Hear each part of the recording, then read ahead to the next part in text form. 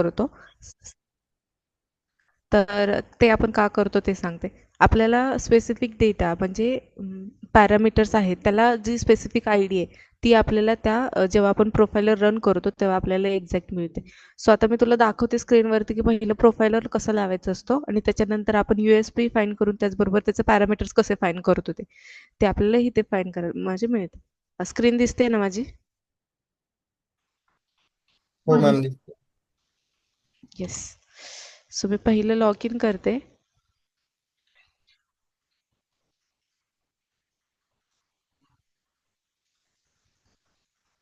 ASPX code जेव्हा आपण analyse करत असतो तेव्हा आपल्याला समजलेलंच असतं की आपल्या स्क्रीनवरती कुठे कुठे कोणते API लागणार आहेत ते. ठीक आहे. तसं मी काय करते आता, ही माझी न्यू ॲडमिशनची स्क्रीन आहे आणि माझ्याकडे काय ॲक्टिव्हिटी आहे, माझ्याकडे एडिटची जी स्क्रीन आहे ती मला हे करायची आहे. सो माझं फर्स्ट हे राहील की मला इथे एडिट आयकॉन दिसते त्याच्यावरती क्लिक करून मला तिकडे जायचं. सो त्याच्या आधी आपण प्रोफाइलर लावूयात. SSMS ओपन केल्यानंतर टूल्समध्ये जायचं आणि SQL सर्व्हर प्रोफाइलरवरती क्लिक करून हा आपला प्रोफाइलर ओपन होतो. SQL सर्व्हरचं कनेक्शन आहे ते कनेक्ट करायचं. त्यानंतर इव्हेंट सेक्शन्समध्ये जायचं आणि हे ऑप्शन चूज करायचं. बाकीचे सगळे आहेत ते रिमूव्ह करून टाकायचं, नाही तर तेवढा डेटा आपल्याला तिथे मिळतो. सो आपल्याला फक्त गरजेचं आता तेवढे 2च आहे, सो आपण तेवढेच घेतो. रन करायचं. हे स्टॉपचं बटन आहे, हे इरेजरचं बटन आहे. आता ह्या जे API कॉल होतात हे आपल्याला लागणार नाही, सो हे मी इरेज करते. ठीक आहे. हे स्टॉप म्हणजे आपण हे प्रोफाइलर स्टॉप करतोय, हे ग्रीन कलरचं म्हणजे आपण हे प्रोफाइलर स्टार्ट करतोय. सो हे मी क्लीन करते.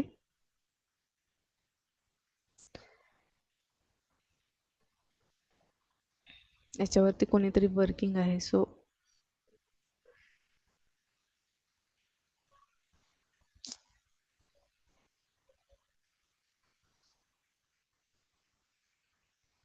ठीक आहे. आता मी एक्झॅक्ट स्क्रीनवरती आली होती. मी तुम्हाला सांगितलं पण होतं की मला या स्क्रीनवरती काय करायचं. सो मी पहिलं हे क्लीन करेन आणि इथे माझ्या एडिटवरती क्लिक करेन.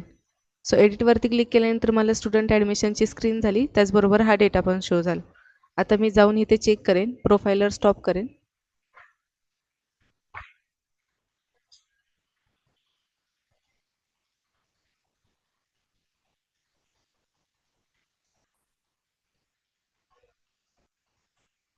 ही एक USB मला मिळालेली आहे, सो मी पहिलं ते चेक करते.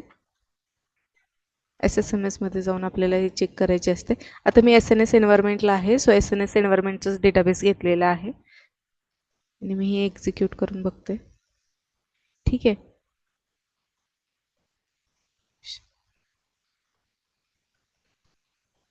नाही, मी PPSH एन्व्हायरमेंटला.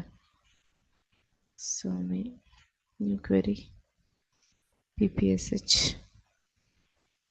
एक्झिक्यूट. सो मला ह्याच्यात डेटा आला आहे सगळा, ज्या ह्या स्क्रीनवरती इथे दिसतोय. ठीक आहे. बट मी प्रोफाइलर लवकर बंद केल्यामुळे मला ती एडिटची API नाही कॉल झाली. सो मी स्क्रीनवरून परत बॅक जाते.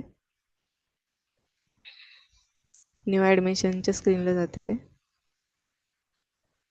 ठीक आहे. रिफ्रेश केली स्क्रीन, परत प्रोफाइलर क्लीन केलं, परत स्टार्ट करते, परत क्लीन करते आणि पुन्हा एकदा एडिटवरती क्लिक करते.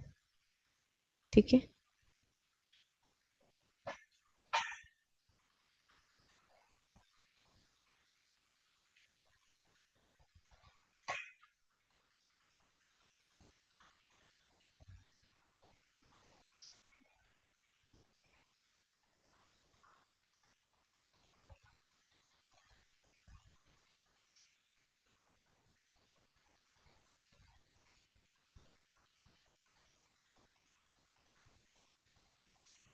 तर मी 1 बाय 1 API चेक करते की कोणते कोणते API कॉल झाले.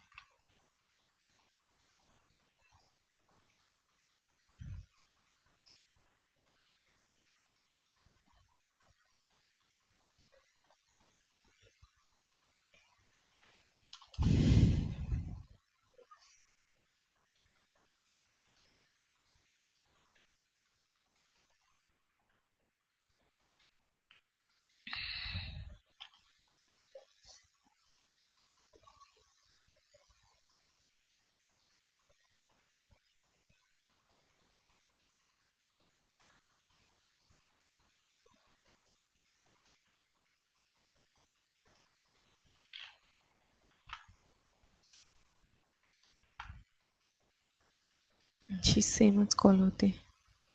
आपण SMS ला चेक करूयात. हे मी क्लीन करते. SMS लॉग इन करते.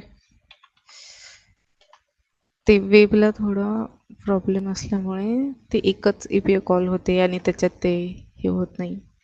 बट आपण हे ते एक चेक करूया. बट असं प्रोफाइलर लावायचं असतं सुशांत. क्लिअर आहे का? Yes ma'am. हां. म्हणजे प्रोफाइलर कसं लावायचं ते तर समजलं ना? हो मॅम, ते केलेलं आहे यूज, बट ते पॅरामीटर्स तिथे खाली येतं, ते नव्हतं माहिती म्हणजे त्याच्यावर. हां, त्या USB आपण फाइंड करतो आणि त्याच्यानुसार आपण ते पॅरामीटर्स यूज करतो. ठीक आहे. तर मी हे परत स्टार्ट करते, क्लीन करते आणि इथे जी मी सांगितली होती की एडिटची ॲक्शन करते की ज्याच्यातून हा डेटा येणार आहे. सो इथे जाऊन मी get inquiry details for registration ही एडिटची API आहे. तर आपण हे चेक करूयात की त्या स्टुडंटचा डेटा मला आलाय की नाही त्याच्यातून. स्टॉप करते.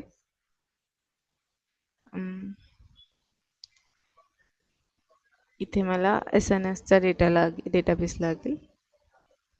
ओके.